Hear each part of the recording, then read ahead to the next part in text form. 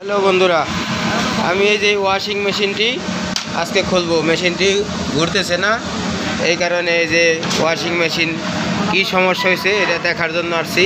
দেখি মেশিনটা খুলি, খোলার পরে আমি আপনাদেরকে দেখাই। উঠান, ওষা করেন। খুলে গেছে তো, খুলছে, সরান। বেল নেই, এটার বেল, ওয়াশ মেশিনের বেলটি ছিঁড়ে গেছে। এই যে বেল, এখানে বেল থাকতো, এই যে মোটরের সাহায্যে এই যে ড্রামটা দেখতে পাচ্ছেন, ড্রামটা মোটরের সাহায্যে ঘুরতো।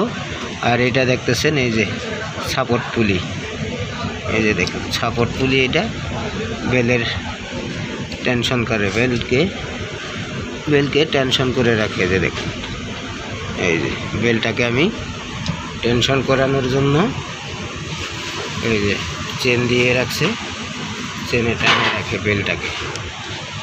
অনেকেই জানেন না এই বেলটি কিভাবে লাগাতে হয়। এই যে এখানে স্ক্রু আছে, এটি খুলবেন, খোলার পরে এই যে কাভারটি দেখতেছেন এটি তুলবেন।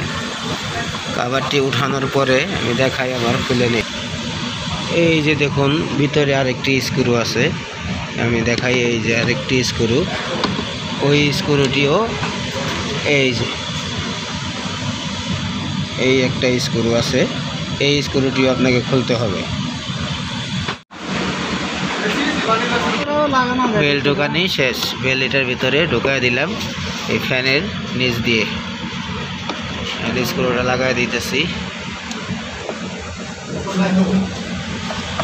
তারপরে আমি ড্রামে বেল ঢোকাবো। এই যে কাভার এমনি এনে হাওয়া বাইরে বই, এনে হাওয়া বাইরে যাওয়া লাগবো। দেন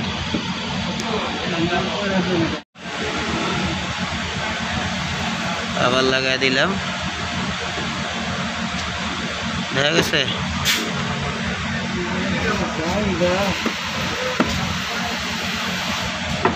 ওই পাশে দুইটা ছিল, লাগাই দেন খালি।